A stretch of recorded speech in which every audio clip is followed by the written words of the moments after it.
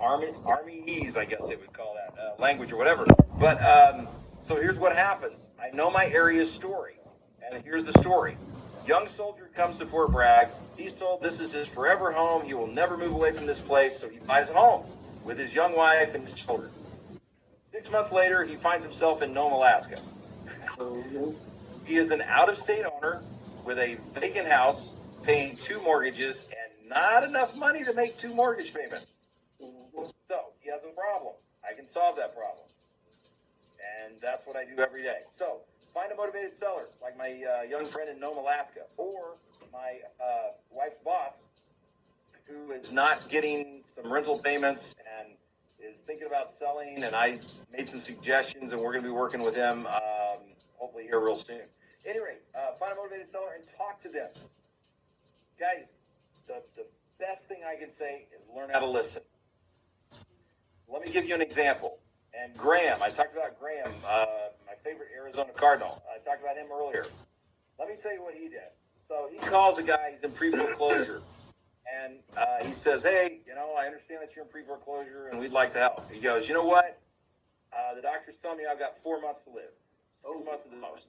Screw it. I don't care. Let the bank come and take it. I'll burn it down. I don't care.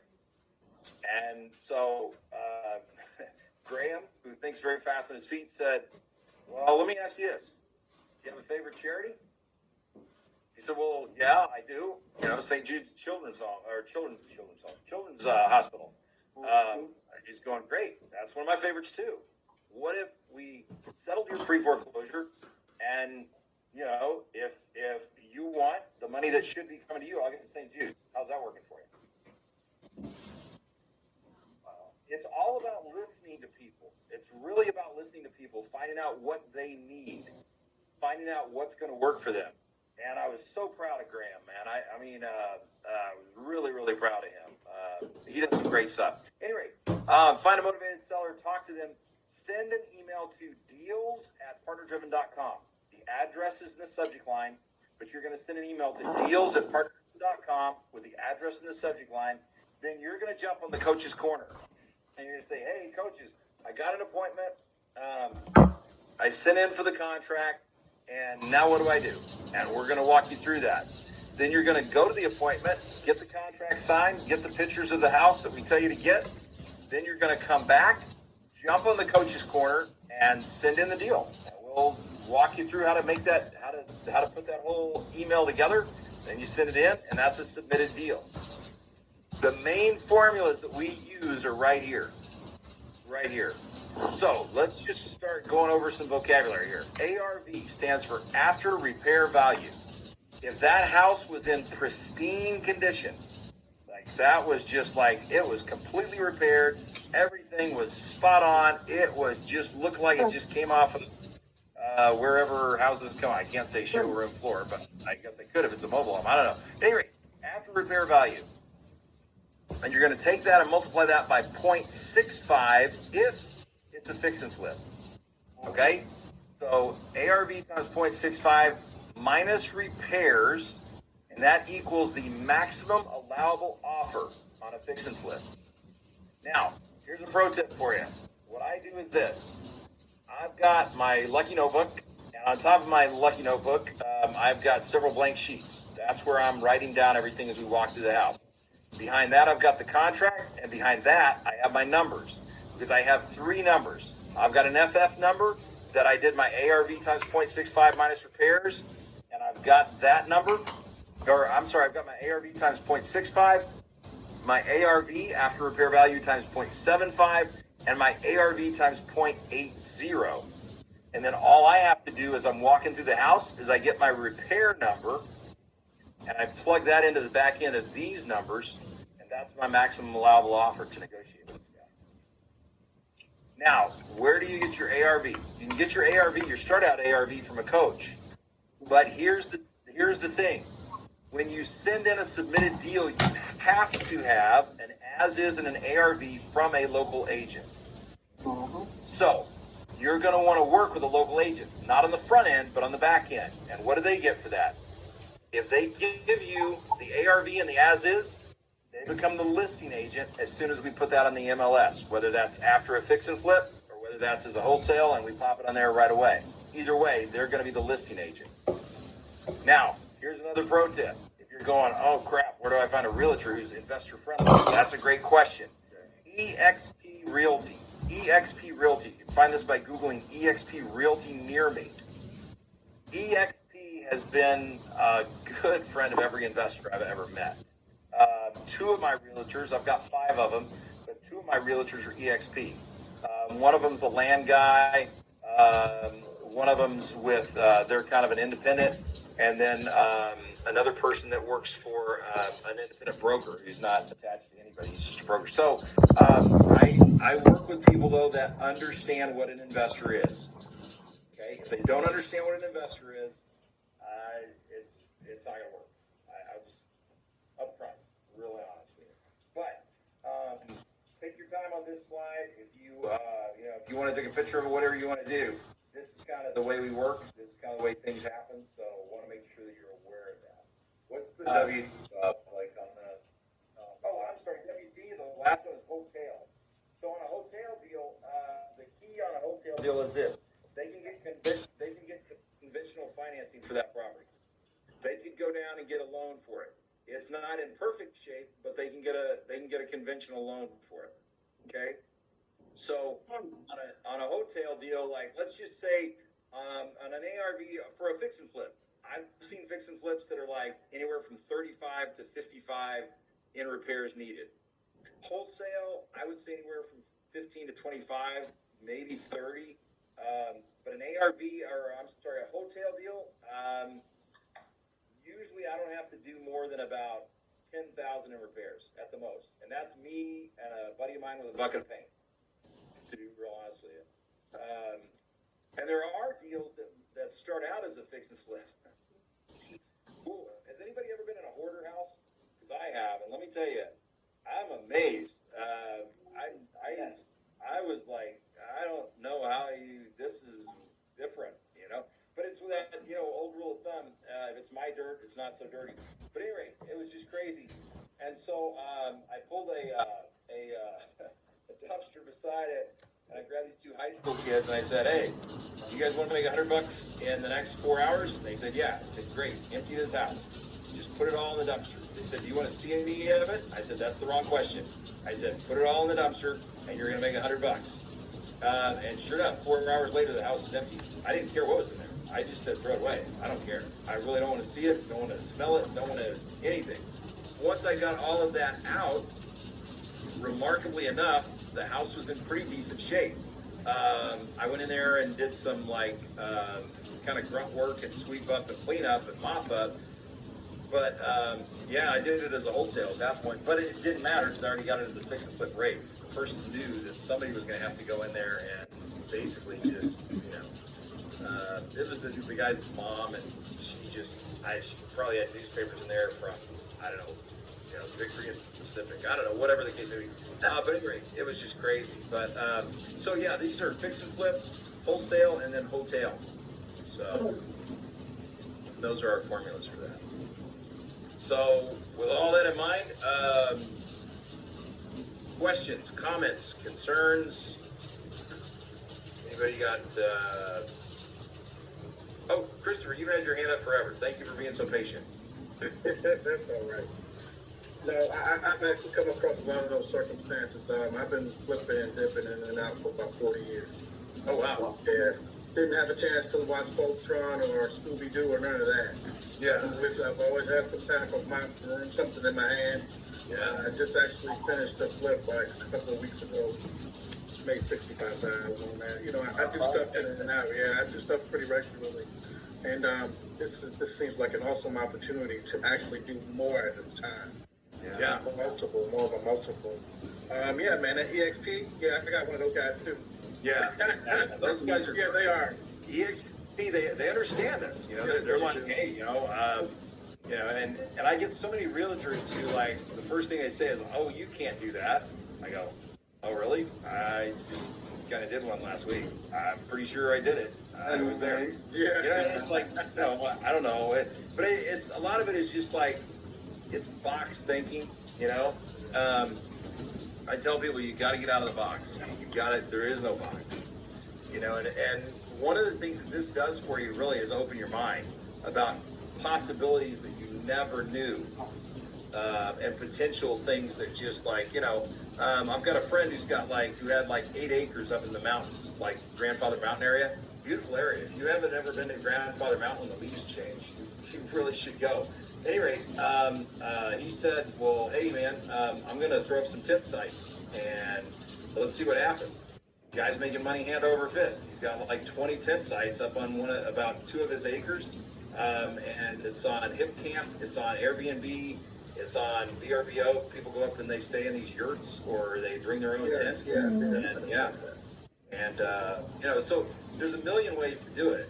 You know, to me, you find your niche and you do it. You know, Jamari.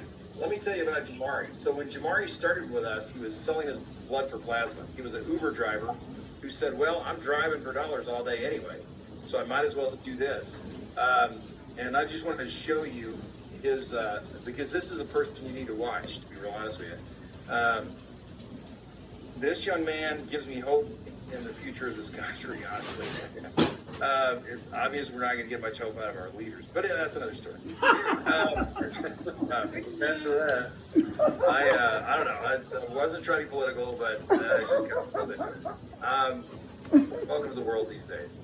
Doesn't matter whether you're here or in China. Trust me, I lived in China for a while, and that's pretty much even suck here. So, just to let you know. But anyway, Jamari Sproul. This young man is amazing. His niche really is pre-foreclosures, and he's doing just gangbusters at this in Atlanta, Georgia. And he goes through and he tells his story, and he goes through and he knocks on the pre-foreclosures door. Now, I've been with Jamari when he's been at a door of a pre-foreclosure, and Jamari is probably also one of the bravest young men I've met, because I don't bring up the word pre-foreclosure.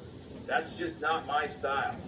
But he'll knock on a door and he'll go, hi, my name's Jamari, and I buy houses in the area, and I help people who might have some property problems. And oh, by the way, I believe that your house might be in pre-foreclosure. And I'm like sitting there going, I'm going to back up a little bit, but I think he's about to get shot. But I mean, you know, but seriously, it's like, it's pretty, I love the guy to death, but he does things different than what I would do. But then again, everybody does. You know, it's like people ask me like about a script. Yeah, I can show you where there's some scripts, but the best script that is ever going to be created by you is the one you create yourself. Mm-hmm. You know, there's one woman, and this is her script. She calls somebody up and she goes, hey, my name's Dolores, and I buy houses in your area, and I was just wondering on a scale of 1 to 10, 1 being I don't really need to sell my house at all, to 10 being I need to sell my house like yesterday, where would you put yourself? And if the person says anything less than a 10, she goes, okay, well, thanks for your time. Have a great day. Because I'm not looking for the guy who just wants me to send him an offer. I don't care. I mean, you know, bug off. Dude, there's realtors up and down the street. Look at the phone book. There's something called a realtor. They'll give you an estimate. Go for it. I'm looking for the person who says, I've got to sell this property.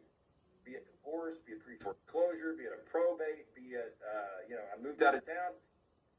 I had a guy who, his wife moved, took the kids and everything, had a great job, and so they decided she was going to move 9 hours away. So she moved to this town 9 hours away, and she was living there. He had a house, and he was still living in their old house, and I got to the house, and I went through the house, and I said, well, it looks pretty nice, but I think your price might be a little off for what I'm looking for. And he said, look, I have not been in the same bed with wife, played with my kids, or thrown the ball to my dogs in 6 weeks. Just give me the contract and let me sign. So, you know, he was just, again, there's 1,000 different reasons for the motivation. He didn't care. I mean, they had I think 75% equity. He knew he was going to get something out of it. So, you know, he was just looking to be with his family. I respect that. I totally do. I have a question. Sure. What's that? Okay, so if you're looking at that house, you've had the appointment, you're inside the house, and you're looking and you're trying to estimate the repair cost, how in the world do you do that? It really is just kind of a guesstimate. I mean, there's people who, I have no idea how much anything costs. okay, yeah, and there's some things in the university about some ballpark repair costs, but it really kind of depends on whether it's a light repair, heavy repair, or medium repair. There's also some great YouTube videos that I'd suggest. Max Maxwell puts out some great stuff. Max Maxwell's a North Carolina guy, and the guy's like, he's a legend. But there's all kinds of different ways that you can kind of guesstimate that. And since we've got you on, I'll pick on you. Christopher, talk to us. Tell us about how you would estimate. I mean, if you were not a contractor, what would you do? Well, you know what? To be really honest with you, I've done this recently. I'll go to Lowe's.com and actually look at what things need to be repaired, look at the prices of it, and then go to somewhere like an Angie's List or somewhere like that where they actually tell you how much it costs to make those repairs and just start adding it all up. That's a great idea. That's great. I hadn't thought. I hope you're on the Wednesday call. I'll bring you on to explain that. Because what I typically do, to be real honest with you, it's all a guesstimate. Peter is not a very exact type person, especially when it comes to his rehab costs. And here's part of the reason. Part of the reason is that right now, with the way the skyrocketing material cost is, there's a piece of plywood I used to buy for $7. I'm not going to see that again. But then again, I'll probably see that about the same time I see 75-cent gas again too, like I did when I was a kid. So it's like, it's like now this piece of plywood's like what I think $36 was the last piece I saw. Christopher, I could be wrong. What do you see in again? What do you? I saw plywood not too long ago, like $36 a sheet or something. It was crazy. Yeah, that's yeah, but that's I think it's $44 now, to be honest with you. Yeah, yeah. Maybe I was getting a discount price or something, but Military discount. I don't know. I was like somehow, but it was weird, and it was. But I was going, man, that's. I mean, that's a piece of plywood that, like I say, 4 years ago I would have picked up for $7. Yeah. So, that plus we've got a declining market. I'm seeing one of the reasons I'm looking at these properties over here in Outer Banks is because I want to turn them into short-term rentals. Mm-hmm. These are properties that 6 months ago, 7 months ago would have gone for 1.5. Right. They're now down to 1. They've dropped $500,000. Mm-hmm. In the last like 3 or 4 months. And it's just, I mean, my friend over there who's like, he's a loan guy. He makes money whenever I spend money with him. And he said, just give it a minute. That's his exact quote to me. He said, just give it another minute. He said, we're not done with this yet. So he knows it's going to go lower. We have an overinflated market. We had something that was red hot. Right. It's not anymore. Yeah. So, I have a question for you. So if you was just starting out, what would be the first thing that you would do? I would check with. Oh, go ahead. I'm sorry. Oh, I was just going to say, I'd start talking with people. I'd start networking with people. I can show you, like, there's a post that I put in my. Let me see if I can pull that up right quick, and I'll just. Let me see if I can find that now. Here it is. I'm going to put this in the chat for you, and you might want, if you do anything in Facebook, this is kind of where I would start at. Hold on just a second here. Oops, where's my chat? Okay, that's what I was looking for. So this is something I ran, and can you show me Jamari? Oh, I'm sorry. This is something that I put on my Facebook every so once in a while. Can you show Jamari marketing flyer again? Jamari, I just showed you Jamari's Instagram page. Jamari Sproul on Instagram. But, yep, I can show you that again. Let me see if I've got that. I do. Okay. But this that's in the chat right here, if you want to copy and paste that, that would be one thing I would do. I would also start connecting with the people that are on, that are in my direct connections.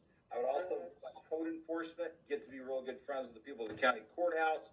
And then I'd just start dialing for dollars. I'd just start getting signs. I would start talking to everybody that I could I tell people, and they laugh about it, but I'm serious. If you ever see this card in between two cans of pasta sauce at the Food Lion, corner and Sierra, I have no idea how I got there. And I'm just saying that because that's my favorite Food Lion, and I don't want them too pissed off at me. I'm sure they are pissed off at me for other reasons, but at any rate, I put this card everywhere. There's not a coffee shop. There's not a if I'm doing business with somebody, they're doing business with me. Basically. Right. And it's just, okay, so I was at a Christmas market in Benson this last weekend. Great Christmas market. I love it, the Christmas market there. And I was at the Christmas market in Benson. I bought from something small from like 5 different people. All 5 people got my card and know what I do. This is a relationship business. This is just building relationships. Right. The person that cuts my hair, if she doesn't call me and give me a referral, and before I get my hair cut again, she knows I'm going to go in and go, hey, what? I'm coming here to get my hair cut. You don't talk to me about broken down houses anymore. What's the problem? Right. Now, did you order your cards off of Vistaprint? You can if you do that custom style on Vistaprint. I actually got mine to a local print place, and the reason I did that is because when I saw the card, which is also matches the magnets on the side of my car, I said, Right. oh, gosh, that is absolutely cool. And I made such a big to-do of it that he got a picture of me and him, and he's got it posted on his wall. Wow. In his showroom. Right. Everybody who comes in there sees that picture. So, again, I'm always trying to think about ways to kind of get into different people's minds and different people's mindset. Okay, one other question. Now, do you have 2 cell phones? One your personal and then one for your business, or how do you do that? So I don't, but the reason I don't is because I've got what's that called? Twilio number. And my Twilio number is the number that goes out with all of my texting and goes out with all of my emails with my number on the bottom, all of that. So when that dials in, what I hear when I say hello is it says Deal Engine Bob. Boom. And I know automatically it's a business call. And so I go, hi, this is Bob. Can I help you? Yeah, I just got a text from you about wanting to buy my property. I said, yep, I do. I'm not in front of my computer right now, but if you'll just remind me of the address, then I've always got something nearby me to write, and I'll write down the address and look it up when I get in front of the computer again. And you said Julia? Isn't that something that's on your... No, it's Twillo. I think is how I spell. I think is how it's spelled. Twilio, something like that. Yeah. There's a lot of different ones that'll give you numbers. I would tell you what I would stay away from. A Vumber. Vumber is a good one. Julie likes Vumber. Vumbar or Ver. She's always on about that. And anytime I see her, she's talking about her Vumber number. And the reason it's better than a Google number is because Google sometimes when somebody calls, it says, "Let me connect you to that Google customer." Yeah. And automatically they go, "Oh, okay, this is somebody who's too cheap to, you know what I mean? There's something. They think it's a business. They think it's some sort of scam." And that's the last thing I want them thinking. Right. Research. Okay. I got a question. Sure. So on the fix and flips, contractor wise, are we the ones responsible to find those contractors, and how do those contractors get paid? Yes, as a general rule, you are, unless you're in certain areas or unless you, there's certain people. For example, we've got all kinds of connections in San Francisco area. We've got one of our most successful partners is in the San Francisco area, is Seth. We've got, our own construction company in Atlanta, Georgia. We've got another company and an organization that we work with in Florida. So there are certain areas, but as a general rule, yes, you're responsible to find that. Keep in mind that what Partner Driven does, and I like to think we do it pretty good, is we help you build your business. Let me just show you one other thing. As long as we're on here, I'm going to take you back over here, and there's a button in here called Find Cash Buyers Anywhere, okay?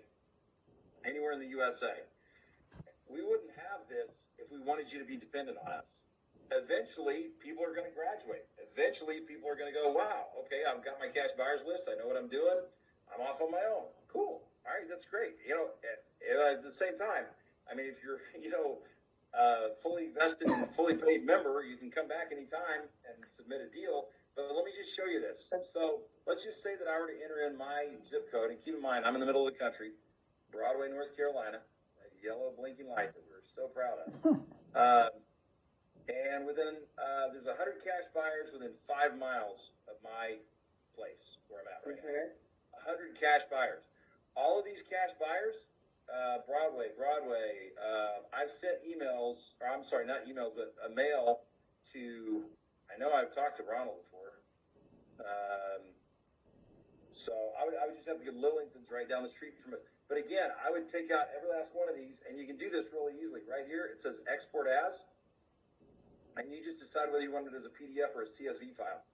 And then send them a letter. Just say, hey, I'm always buying houses and looking for properties in the area. I'm wondering what your buy box is. Okay. And let me tell you how great this is. You're going to come across deals that might not fit into the partner-driven system, but guess what you can do? I can pick up the phone and call Kyle. Hey, Kyle, you're still looking for those 5 units and above? Yeah. Hey, you know what? It's funny you should mention that. Just so happens I got one under contract. Let's go have a coffee. You know? And that's the point where you want to get to. That's the point where you want to get to, is the point where you've got people that are in those different areas, and you just pick up the phone and call them. But again, this is in your deal-driven app. I would send an email. I'd send a letter to every last one of these people. Okay. That'd be nice. Yeah, so I completely, I'm in agreement with that. I guess my question is, I've been doing contracting for about 15, 20 years, something like that. And I've flipped a couple properties. I actually just finished my last one. We're putting it on the market soon. But my question is, I know, it's 100% of funding, right? Is everything that I've heard. But when we get down to the actual fix and flip part, how does that generation work with the contractor itself? Is everything itemized in pricing? Is that how the payment is done to the contractors? We have,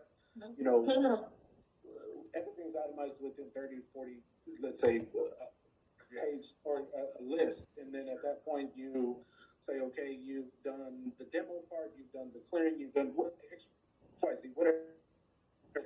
And is that when the payout is done, or is there a percentage in the beginning? That's kind of my question. So let me answer that question. Okay, there is a person in the back office. Her name is Mary. She's phenomenal, and that's what she does. At that point, she's going to get in touch with you, and she's going to say, okay, find out from your contractor whether they want a weekly draw, whether they want, this, and she's going to find out the specifications, and you're going to be her new best friend, because on a daily basis, you're going to be talking to her. Because if Peter's money's on the line like that, and it is, on a daily basis, man, do not ask him about a property down in Florida. So we got this property at like 800. It had to have 100,000 worth of work. It was supposed to sell be an easy sell at 1.4. Just about the time the market started to tank, we still hadn't sold it. I think we wound up getting out of that for about 1.1. And that was like a really kind of a nerve-wracking moment. But all that to say, Mary deals with the contractors and deals with you. And so in other words, she's going to be with you saying, okay, do they want itemized? Do they want a weekly draw? How does the pay and all that work? That's what she does. So that's a done. That's okay. Yeah, that makes sense. Obviously, it probably goes unsaid, but all work should be permitted. And absolutely. If it's not under permit, we don't do it. Right. In a discussion, that's just like, for example, if you go to a property and everything that you see says this house is a 3.2, and you get there and it's a 5.3. Yeah. You know what I'm saying? You know exactly what I'm saying, right? The first words out of the mouth is going, so do you have permits for these extra rooms? Did you know that everyday life is more than just life life insurance? Right. It also includes living benefits that are typically tax-free. Bought a property. With Everly, part of the coverage amount can be accessed in case of a serious illness. 70 square feet. This matters By the because time most it people got think through they're clearing fine and if they demo, have and it health. ended up at 1,100 square feet. So that 370 square feet is a huge difference in valuation. So was it worth rebuilding that, or just, taking the loss on 300 square feet and going at this? That was kind of the decision we had to make at a last minute deal, and kind of figure out which way we go. Sure. Yeah. No, I hear you. I hear you. But I hope that answered your question. I just want to make sure I got to that. Christopher, did you still have a question? No, but I think Ms. Crittenden did. Okay, just- great. He just has his hand up. Okay, all right. Put your hand down, Glenn. He's just waving. He's just waving. I'll lower his hand. He's just That's waving. why he needs me for a partner, so he can remember to put his hand down. I didn't have a question. I just had a comment to Donna's question about, like, if you're just starting and you don't really know anything. That REIA that Bob was talking about, which some people say REIA, same thing. If you hear somebody say the REIA, that's what they're talking about. That's a great place to start because, as Bob said, everyone is already there. So you have investors, you have some realtors that are investor friendly. You're gonna have the contractors and all that, and so you have people that are just starting. And if you're just starting, they're gonna ask you when you get there, if you're new, and you're gonna, so then you have the opportunity to introduce yourself and meet people, and they can help guide you. Because I've been to the one in Charlotte, North Carolina, Dallas, Texas, and then in Columbia, South Carolina. And every time, everyone is really, for the most part, they really try to help each other out. Because, you're not looking for the same thing somebody else might be looking for. Or you might find somebody who's looking for something that you saw, but you're not going to do it. So, it's a good place to start, definitely. Yeah, the connections you make there are phenomenal. I mean, they just, they are absolutely phenomenal. And by the way, in the university, you can watch past episodes of different morning training calls. I strongly encourage you to watch Wild Wednesday. For the last, I just kind of moved our Wednesday show. We were kind of struggling with, Wednesday didn't really have an identity. I said, Barry, it's mine. I own it. Now it's called Wild Wednesday. Like 2 Wednesdays ago, or was it 3 Wednesdays ago? I think it was 2 Wednesdays ago. Tommy, one of our coaches, and his amazing wife, Crystal, were on, and they did a whole thing about networking through the Chamber of Commerce and through different clubs and organizations in their own, in their town. They joined the Chamber of Commerce, and I mean, they were passing out business cards like it was candy at Halloween. It was crazy because everybody, that's what the Chamber of Commerce is. If you live in a town, outside of Broadway, I don't think we have a Chamber of Commerce, but we got that one yellow blinking light. We're holding on to it. But at any rate, but Sanford does, and you go to that Chamber of Commerce, and everybody's talking to everybody. So again, another pro tip: Chamber of Commerce is a great way to start meeting people and get to know people, and just again growing that network. Just growing that network. So. So, anybody else? Questions, comments? April Jackson, are you on? I saw you come in kind of late, but. Hey, Bob, I have a question. Sure. Just like Donna, I'm also fairly new in real estate. Okay. It doesn't take very much to get me confused. I'm trying to kind of line this up. So basically, the first thing we need to do is start looking for properties, motivated seller. Right. If we're doing like a fix and flip, you said to send that information in first to get that contract. Well, no. So either whether you're doing a fix and flip or a wholesale, the process is basically the same. The first thing you want to do is you want to find motivated sellers, and you want to begin to communicate with them and begin to build rapport. And I can tell you stories all night long about different ways to build rapport because I've had to build it in multiple war zones and everything else. But at any rate, all I have to say, you want to build rapport with that seller, and you want to get them to where they like you, basically.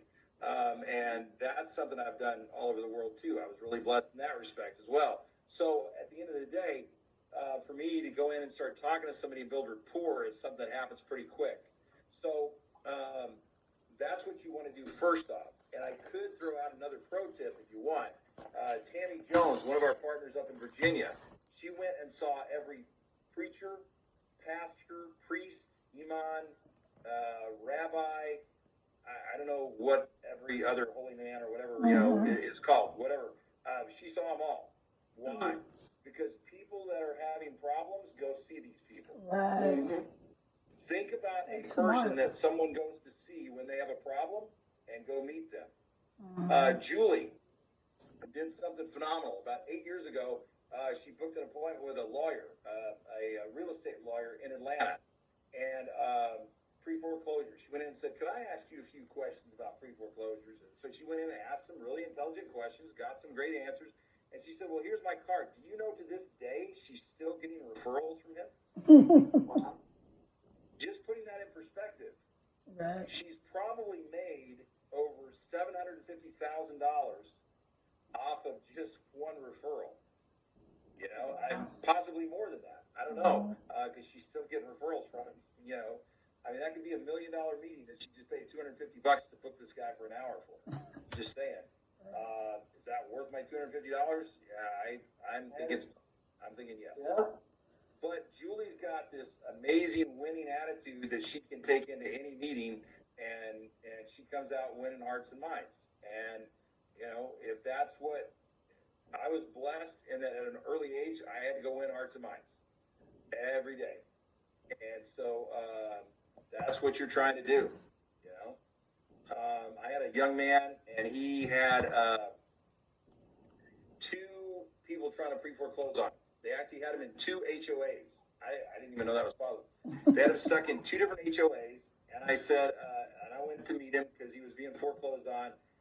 And when I went in, you could tell he was kind of nervous about meeting with me and about his whole situation. He was from Africa. I want to say Nigeria or someplace. He had all these masks on his wall. And I go, "Man, that is a cool collection of masks. Can you tell me about those masks?" He spoke for 30 minutes about those masks, but as soon as he turned and faced me again, we were friends. We were connected. We were like this. He was going to work with me. You know what I'm saying? And nothing else. He was calm. He was cool. Why? Because I took him back to home. I took him to a place where he felt comfortable. I took him to a place where he felt at ease. I've had to do that in Iraq. I've had to do that in Afghanistan. I've had to do that in some of the biggest toilet bowls in the world. And it works every time. Take them to a place where they feel comfortable. What wound up happening is he was an immigrant. Some people were taking advantage of him. I got him a little lawyer friend of mine. And I just told him, "Look, if you really want to fit into America, just go sue the living crap out of these guys. So they're your crooks." But that's another story. At any rate, so yeah, but win hearts and minds. Find ways to get the people comfortable with you, and do that. That's what I would do.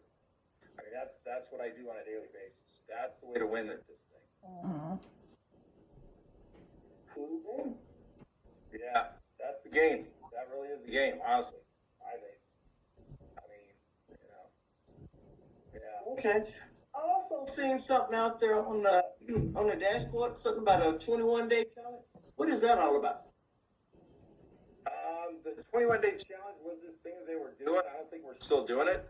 That was the thing that Julie was doing it. I don't know that it's still out there. If it's still in the university, I'd be surprised because I thought they just kind of cleared out the university on a lot of stuff. But Okay. I know I seen it out there when I was out there. oh, was it? Yeah.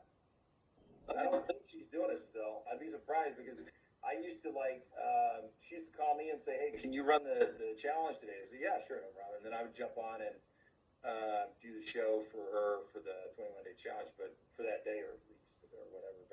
But I haven't done one of those in, God, it's probably been a year and a half since I did one of those. So I don't know. I know that there's some things that we're moving into.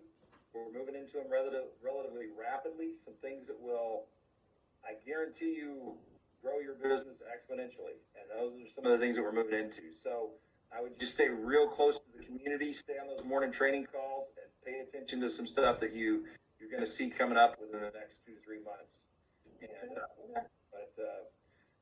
but we're really excited that you're here. Thank you for joining me and for hanging out with me. And, welcome to the family. We take that word family pretty seriously, and we're excited that you're here. Yes, Kara. I just had a question about the Facebook group. You guys are gonna add us into that? Well, you should, when you go through that launch, there's something in there that says go join the Facebook group. Oh, It's like okay. Yeah. So just been there. Okay. Yeah. All And right. please do, because, like I say, I know that some of you, like my San Antonio, both of my San Antonios, I've got to connect you with our realtor people there. And if you're working in North Carolina or South Carolina, yeah, we've got about 3 or 4 people. In fact, I was with Marina. She's one of our coaches on the PD Max side. We were at the Raleigh Parade this last weekend. I don't know if you heard about that, but we were at the Raleigh Christmas Parade. And we weren't where the little girl was killed, but we were like close by there. It was like, wow, it was like, yeah, kind of puts a damper on your whole parade. But yeah. Hey, Bob, you talked about the EXP Realty. Can you talk a little bit about that? What do they do for you? Well, so in our system, you're gonna get a property under contract, and then you're gonna take that contract to a realtor and say, hey, I'd just like you to check my numbers. What is the as-is and ARV for this property? And they're going to give you an as-is and an ARV. And what I would be doing right now is I would be lining up my realtor to where they can do this for you. But EXP Realty they have it in their charter that they support investors. That's what they do. And they do it like nobody's business. I mean, they do it really well. I've seen those guys pull rabbits out of hats. I was going, man, that's... I don't think you're gonna get anything out of there besides head lice. But I mean, they really do some cool stuff. But they can pull some rabbits out of some hats and get some numbers really working well for you. They really can. So yeah, you just. But if you Google EXP Realty near me and just call them up and say, hey, I'm a real estate investor and I need somebody on the back end to give me an as-is and an ARV, and in exchange for that, you'll become my listing agent. So Jaquise, one of my main realtors, I love her to death. She's amazing. She's probably one of the hardest working women I know. She runs a food truck with her mom. She runs a embroidery shop with her grandma, and at the same time, she's an EXP realtor. Yeah. By the way, did I mention she's a single mom? At any rate, just in her spare time.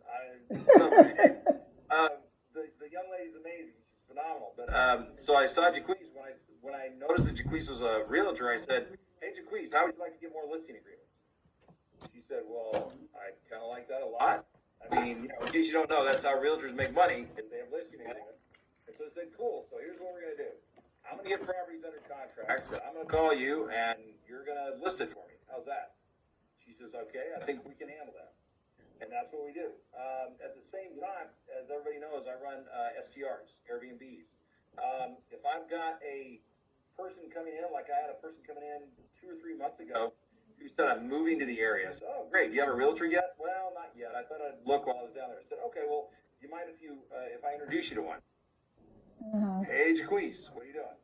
Mm-hmm. Okay, this is a relationship style business. You scratch my back, I scratch yours kind of thing. And Jaquise loves me to death too. I put some money on her plate, she puts some money on my plate, we all go home happy. There you go. Cool. Yeah. But all right, well, I appreciate you guys being on here. If you got any other questions, we're gonna have the morning training show tomorrow morning, 9 a.m. Eastern time. Hope you can be on there and join us. Tomorrow morning will be all about deal driven. So it'll be a good time to take a look at that, and Daniela does a really good job of diving into that, and then we'll go from there. All right? Sounds good.